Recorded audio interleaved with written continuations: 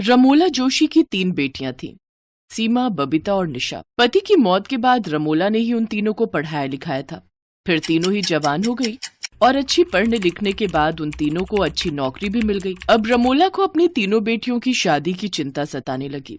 इस बारे में उसने अपनी तीनों बेटियों से बात की। नहीं माँ, हम तुम्हें यूं अकेले छोड़कर कहीं नहीं जाएंगे। हाँ माँ, या फिर तुम भी मेरे साथ ससुराल चलकर रहना। हम नहीं चाहते कि तुम यहाँ अकेली रहो। भला कौन सी माँ अपनी बेटी के ससुराल में रहती है? नहीं बेटी, ये ठीक बात नहीं है। ठीक है, तो फिर मैं कभी शादी नहीं करूंगी और आपका बेटा बनकर आपके साथ ही रहूंगी। मेरी तीनों बेटियां मुझे कितना प्यार करती हैं। मैं भी तुम तीनों से अलग नहीं रह पाऊंगी। वैसे मैं सोच रही थी कि क्यों ना हम अखबार में इश्तिहार दे दें और 3 घर जमाई दामाद ले आए। वाह मम्मी, ये तो बहुत अच्छा तरीका है। हाँ, इससे हम भी आपके पास ही रहेंगे और आपको भी अकेले नहीं रहना पड़ेगा। मैं कल ही ऑफिस जाने से पहले अखबार में इश्तिहार दे दूंगी। फिर कुछ ही दिनों में उसे 3 घर जमाई दामाद अरुण, विवेक और निखिल मिल जाते हैं। वो तीनों ही भाई थे और उनका इस दुनिया में कोई नहीं होता। रमोला अपनी तीनों बेटियों की शादी उनसे करवा देती है। ऐसे ही शादी को 1 हफ्ता बीत जाता है, लेकिन अभी तक वो तीनों नौकरी पर नहीं जाते। ये देख उनकी सास उनसे कहती है, अरे बेटा, अब शादी हो गई, छुट्टियां भी खत्म हो गई, अब तुम तीनों भी तो अपने अपने काम पर जाओ। मेरी तीनों बेटियां तो सुबह ही चली गईं। सासू माँ, हम घर जमाई बाहर जाकर नौकरी करने के लिए थोड़ी ना बने हैं। अब हम घर पर रहकर आराम करेंगे। और क्या, वैसे भी बॉस की चिकचिकबाजी मुझसे तो नहीं झेली जाती। मेरा तो बाहर जाने से ही दिल घबराता है। घर का कोई काम है तो आप बताएं। ठीक है, फिर अरुण तुम सुबह का नाश्ता बनाओगे, दिन का खाना विवेक और रात का निखिल बनाएगा। बाकी बारी बारी से घर का काम भी बांट लेना। अगली सुबह सीमा अपनी माँ से, माँ मेरा टिफिन कहाँ है? मुझे ऑफिस के लिए देर हो रही है। सुबह की ड्यूटी तो अरुण की है, वो क्या कर रहा है? अभी तक सोया हुआ है क्या? अरुण, अरुण, तुम अभी तक सो रहे हो? चलो उठो और जल्दी से खाना बनाओ। सोने दो ना सासू माँ, क्या हमेशा हिटलर की तरह हाथ में डंडा लेकर खड़ी रहती हो? चलो अब जल्दी उठो और नाश्ता बनाओ। सासू माँ, 2 मिनट, मैं अभी फ्रेश होकर आता हूँ, फिर ब्रेकफास्ट बनाता हूँ। बिल्कुल नहीं, चलो अब सीधे रसोई में जाओ। तुम लेट हो, तुम्हारी वजह से मेरी बेटियां भी ऑफिस के लिए लेट हो जाएंगी। अरुण नाश्ता बनाने चला जाता है। ऐसे ही दिन हो जाता है।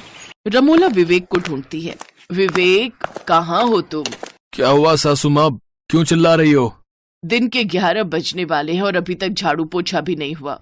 वो सासू माँ, हाथ में थोड़ा दर्द हो रहा है, इसलिए रात को उल्टी करवट सो गया था ना, इसलिए। ओह अच्छा, फिर निखिल आज सफाई तुम ही कर दो, लेकिन हाँ, इसे खाना मत देना। वो क्या है ना, हाथ में दर्द है तो खा भी नहीं पाएगा। है क्या? नहीं नहीं, अभी लगाता हूँ मैं पोछा। अब हाथ का दर्द देखो ठीक सा लग रहा है। इस सास को तो जेलर होना चाहिए। ऐसे ही शाम हो जाती है। तीनों बेटियां ऑफिस से घर आ जाती हैं और रमोला उन्हें सारी बात बताती है कि किस तरह वो तीनों काम से बचने के लिए बहाने बनाते रहते हैं।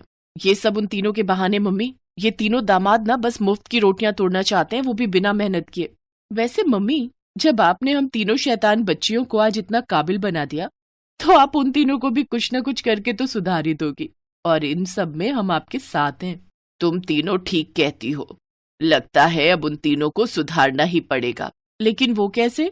मेरे पास एक तरकीब है। अब जैसा मैं कहूँ वैसा तुम करो। रमोला अपनी तीनों बेटियों को समझाती है। फिर अगले दिन तीनों बेटियां एक साथ प्रेग्नेंट होने का बहाना बनाती हैं। हम तीनों प्रेग्नेंट हैं, इसलिए हम तीनों ने अगले 2 साल तक जॉब छोड़ने का फैसला ले लिया है, और इसलिए अब घर की सारी जिम्मेदारी तुम तीनों को संभालनी होगी।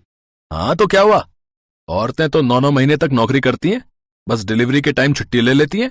तभी रमोला ने बात घुमाते हुए कहा, हाँ हाँ हाँ, करती तो है, लेकिन वो क्या है ना, हमारे परिवार में श्राप है कि जब भी कोई महिला गर्भवती होगी उसे काम पर बाहर नहीं जाना है, नहीं तो उसके बच्चे की जान को खतरा भी हो सकता है। और मैं बूढ़ी तो नौकरी कर नहीं सकती ना, इसलिए अब तुम तीनों को ही काम पर जाना होगा। अब उन तीनों के पास इस बात का कोई जवाब नहीं था। तभी निशा धीरे से बबीता से कहती है, हैं? ये कब हुआ? मम्मी ने तो हमें कभी बताया ही नहीं। चुप कर, ये माँ ने अपना शस्त्र बाण फेंका है अपोजिट पार्टी की तरफ। और वैसे भी 2 साल की ही तो बात है, उसके बाद ये तीनों भी नौकरी पर जाने लगेंगी। ठीक है सासू माँ, अगर हमारे बच्चों का सवाल है तो हमें नौकरी करनी ही पड़ेगी। कुछ दिन तक अरुण नौकरी ढूंढने जाता है, फिर उसे एक बड़ी कंपनी में नौकरी मिल जाती है। ये देख विवेक और निखिल को भी अपनी गलती का एहसास हो जाता है और अब वो दोनों भी नौकरी करने लगते हैं। इसी दौरान वो तीनों बहनें सचमुच गर्भवती हो जाती हैं। अब रमोला के तीनों दामाद सुधर जाते हैं और अब वही घर का सारा खर्चा उठाते हैं। अब उनकी इज्जत घर में काफी बढ़ जाती है। ऐसे ही 9 महीने बीत जाते हैं और वो तीनों ही बेटी को जन्म देती हैं। अब वो सब एक साथ खुशी खुशी रहने लगते हैं।